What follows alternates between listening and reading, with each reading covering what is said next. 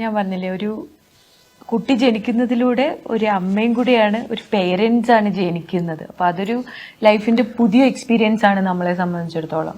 ഒരു കുട്ടിയെ വളർത്തുക, കുട്ടിയുടെ ഓരോ നിമിഷങ്ങളും അതും ഭയങ്കരമായ മാജിക്കലാണ്. ഇതൊരു ഫ്രണ്ടാണ്, അത് അച്ഛനും മോനും ഫ്രണ്ട്സ് ആണ്. അച്ഛനും മോനും നല്ല ഫ്രണ്ട്സ് ആണ്. പക്ഷെ എനിക്ക് അവന്റെ ഓരോ every day they are growing. അവര് ദിവസം അവർക്ക് എന്തെങ്കിലുമൊക്കെ മാറ്റങ്ങൾ ഉണ്ടാവും.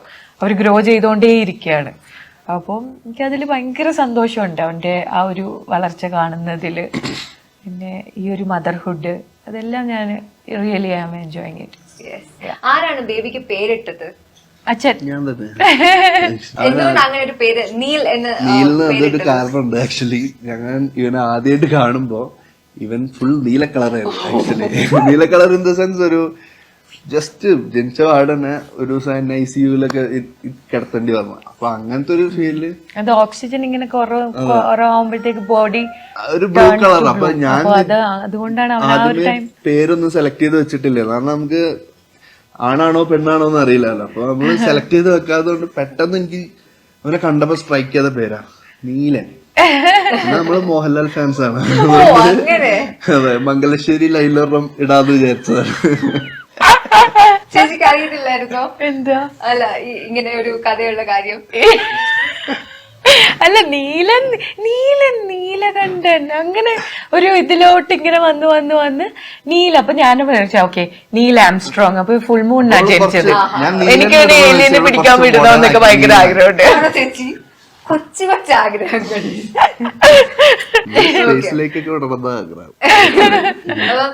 സോൾട്ട് ആൻഡ് പെപ്പർ മൂവിയിലും ചേച്ചി മറ്റൊരു കോടയിൽ വീഴുന്ന സീനുണ്ട്. അത് ശരിക്കും ചേച്ചി അതിനകത്ത് വീണതാണോ?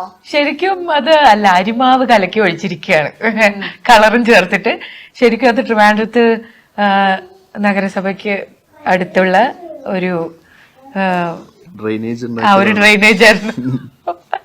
അപ്പൊ അവിടെ ഓൾറെഡി അതിനകത്ത് എലി സാധനങ്ങളും ഒക്കെ ഉണ്ടായിരുന്നു. പക്ഷെ അത് ഡ്രൈ ആയിരുന്നു, അതിനകത്ത് ഒന്നുമില്ല. അപ്പം അങ്ങനെ ആണ് പെട്ടെന്ന് ലൊക്കേഷൻ കണ്ടുപിടിച്ച് അവിടെ ഇങ്ങനെ ഷൂട്ട് ചെയ്യുമായിരുന്നു.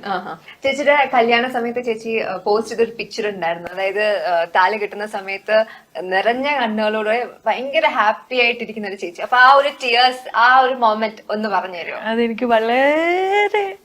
എനിക്ക് ഭയങ്കര സന്തോഷം തോന്നിയ എന്റെ ജീവിതത്തിന്റെ ഇപ്പോഴും എനിക്ക് കാണുമ്പോ. ആൽബം കണ്ടിട്ടില്ലല്ലോ നിങ്ങൾ?